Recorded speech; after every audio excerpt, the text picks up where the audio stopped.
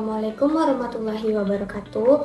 Perkenalkan, nama saya Lia Sulistiarini dengan NIM 2305113799 dari Prodi Pendidikan Pancasila dan Kewarganegaraan kelas 5B.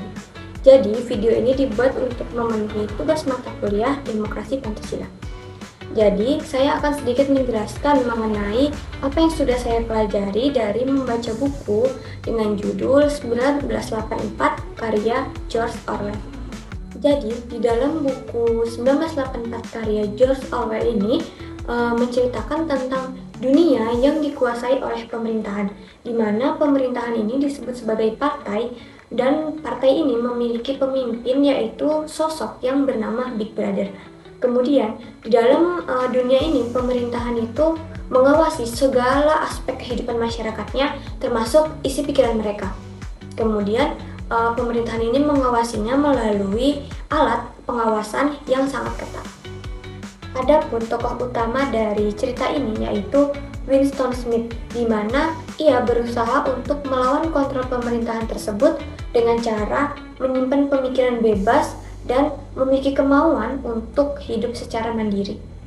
Jadi teman-teman, pengetahuan yang saya dapatkan dari membaca buku 1984 ini, yaitu buku ini mengajarkan bahwa jika suatu kekuasaan dikuasai secara mutlak tanpa kontrol, maka kebebasan individu ini bisa benar-benar hilang. Kemudian, pemerintahan bisa menggunakan propaganda, pengawasan, dan pemalsuan fakta untuk mengendalikan masyarakatnya sehingga masyarakatnya ini takut untuk berpikir secara bebas. Dari cerita ini, jika dihubungkan dengan demokrasi dan budaya demokrasi, jadi demokrasi itu kan adalah rakyat memiliki hak untuk memilih dan menyuarakan pendapatnya tanpa rasa takut. Namun di dalam cerita 1984 ini, demokrasi dan kebebasan itu tidak ada karena semuanya dikontrol oleh pemerintahan atau partai tersebut.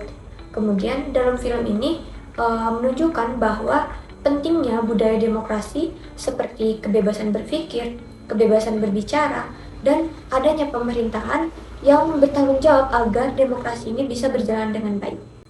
Kemudian di dalam cerita 1984 ini tidak adanya demokrasi liberal yang muncul di sana, karena demokrasi liberal itu kan adalah mengutamakan kebebasan individu, sedangkan di dalam cerita 1984 karya George Orwell ini tidak ada sama sekali kebebasan individu yang terjadi di sana, karena semuanya dikontrol oleh pemerintahan yang disebut partai, dan di mana partai tersebut dipimpin oleh sosok yang bernama Big Brother.